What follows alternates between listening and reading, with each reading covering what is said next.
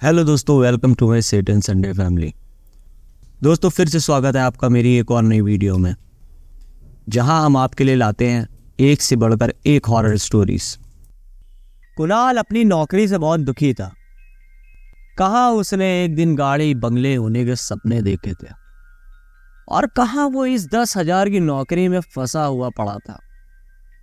वो अपने बॉस से नफरत करता था, अपने कलीग से नफरत करता था, यहां तक कि घर पर मौजूद अपनी सुंदर बीवी से भी नफरत करता था।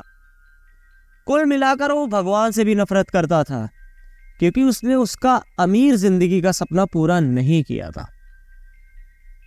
बस से उतरकर जैसे ही वो घर की तरफ बढ़ा, उसने देखा कि एक अति भयंकर दिखने वाला बाबा बैठा हुआ है।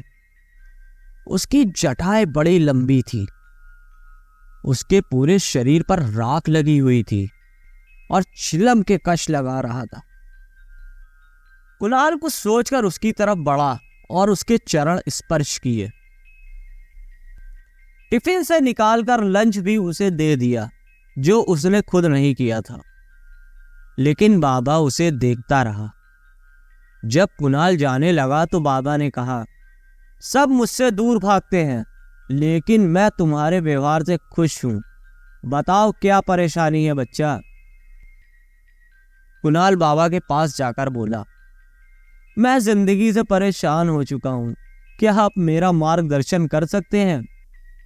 उस बाबा ने कहा, तेरी किस्मत बदल सकता हूं। कुणाल ने बाबा के पैर पकड़ लिए। सच में बाबा, कैसे। बाबा, एक तरीका है, लेकिन पता नहीं तुम उसके लिए तैयार हो या नहीं। कुणाल, मैं सब कुछ करने के लिए तैयार हूं, मैं अपनी जिंदगी से तंग आ चुका हूं। बाबा, तो आज रात 12 बजे शमशान आ जाना, सब पता चल जाएगा, कहकर बाबा कहीं चला गया। जब रात के 12 बजे तो कुणाल उठा और शमशान की तरफ चल पड़ा। शमशान पहुंचकर उसने देखा कि बाबा वहां धूना रमा कर बैठा है। कुणाल उसके पास जाकर बोला, मैं आ गया बाबा।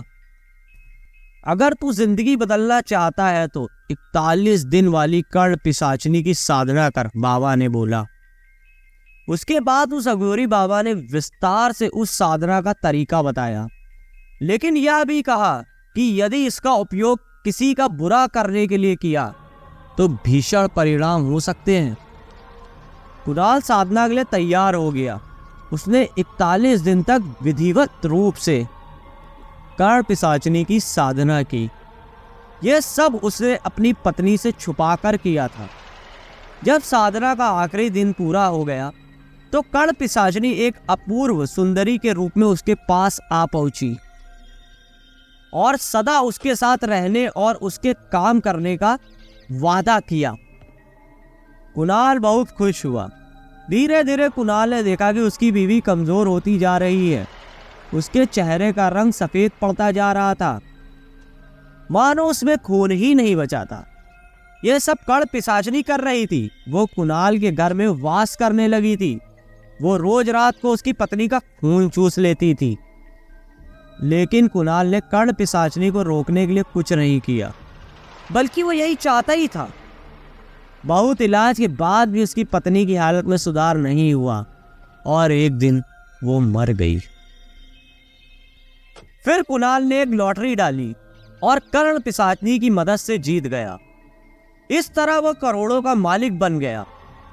अब उसके पास गाड़ी, बंगला, सब कुछ आ गया। वह बहुत खुश हो गया। फिर उसने कर्ण पिशाचनी अपने पुराने बॉस के पीछे लगा दी, जो उसे बहुत दुखी करता था। बॉस बहुत बीमार रहने लगा और 1 महीने में ही उसकी भी मृत्यु हो गई। एक दिन कुणाल ने साक्षी नाम की एक लड़की को देखा। वो उस पर मोहित हो गया। वो उसे हर हाल में पाना चाहता था, लेकिन जब उसने साक्षी को प्रपोज किया तो उसने साफ इनकार कर दिया। तरह तरह से लुभाने और डराने से भी जब वो नहीं मानी तो उसने कर्ण पिशाचनी को उसके पीछे लगा दिया। धीरे धीरे साक्षी बीमार रहने लगी। बहुत इलाज करने के बाद भी जब उसकी हालत में कोई सुधार नहीं हुआ तो उसके पिता 26 साल के एक युवक करण देव के पास गए। करण ने तांत्रिक महाविद्यालय, जिसे प्रोफेसर ओमकार शिवा चलाते थे, से तंत्र विद्या में महारत हासिल की थी। साक्षी की जांच करके वो समझ गया कि उस पर कर्ण पिशाचिनी की छाया थी। इसके बाद करण ने एक और शक्तिशाली पिशाचिनी, काल पिशाचिनी का आवाहन किया और उसे कर्ण पिशाचिनी को रोकने के लिए कहा, लेकिन कर्ण पिशाचिनी ने काल पिशाचिनी को हराकर वापस भेज दिया और यह भी कहा कि आने वाली अमावस्या को वो साक्षी के प्राण हर लेगी। अब साक्षी के बचने का कोई आसार नहीं बचा था। तभी करण ने देखा कि साक्षी दुर्गा माँ की भक्त थी। उसे एक तरीका सूझ गया। उसने अमावस्या के दिन साक्षी से दुर्गा माता की पूजा करवाई। रात को कर्ण पिशाचिनी आई और साक्षी के प्राण लेकर जाने लगी। जैसे ही वो भैंसा कुंड पहुंची, उसे एक आवाज सुनाई दी, रुक जा दोस्त, ये प्राण मुझे वापस कर। जब कर्ण पिशाचिनी ने देखा तो सामने दुर्गा माँ अपने शेर पर विराजमान थी। कर्ण पिशाचिनी क्रोधित हुई। स्वयं महाकाल ने मुझे वरदान दिया है कि कोई भी सात्विक देवी मुझे हरा नहीं पाएगी। फिर तुम मेरे काम में दखल देने क्यों आई हो? यहाँ से चली जाओ, वो बोली। हाँ, मुझे ज्ञात है, इसलिए मैं तामसिक रूप में नहीं तुझसे निपटूंगी। यह कहकर दुर्गा माँ महाकाली के रौद्र रूप में आ गईं। यह देखकर कर्ण पिशाचिनी घबरा गई। हे कर्ण पिशाचिनी, जितनी भी पिशाचनियां पाई जाती हैं वो मेरी ही छाया से बनी हैं।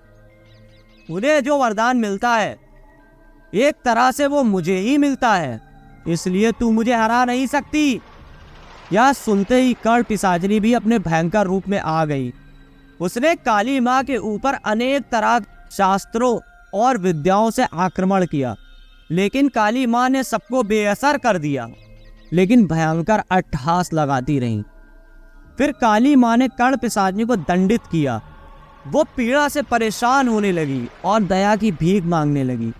काली माँ ने कहा कि वो उसे मारेंगी नहीं, क्योंकि वो उनकी छाया से बनी है, लेकिन वो उसकी कुणाल से संबंधित सिद्धता खत्म कर देंगी, जिससे कुणाल की सिद्धि खत्म हो जाएगी। यह कहकर उन्होंने उस पर वज्र प्रहार करके उसकी सिद्धांता को नष्ट कर दिया। कर्ण पिशाचिनी काली माँ को प्रणाम करके अपने स्थान को वापस चली गई। काली माँ ने साक्षी के प्राण वापस उसकी बेजान देह में डाल दिए। वो पूर्ण रूप से स्वस्थ हो गई। सबने करण को धन्यवाद दिया, लेकिन उसने दुर्गा माँ का धन्यवाद करने को कहा। इसके बाद कर्ण पिशाचिनी ने कुणाल को भयंकर रूप से दंडित किया। उसकी धन दौलत चोरों से लूट ली। उसका घर भूकंप से गिर गया। उसे कुष्ठ रोग हो गया और वो भिखारी बनकर दर बदर घूमने लगा। दोस्तों, आपको क्या लगता है कि काला जादू होता है? अगर आपके पास भी कोई कहानी या किस्सा है तो हमें लिख भेजिए। डिस्क्रिप्शन में हमारा व्हाट्सएप नंबर और ईमेल एड्रेस है। हो सकता है अगली कहानी आपकी ही हो। दोस्तों, ऐसे ही कहानियां सुनने के लिए हमारे चैनल को सब्सक्राइब करें और वीडियो को लाइक करें। धन्यवाद। मिलते हैं एक नेक्स्ट वीडियो में।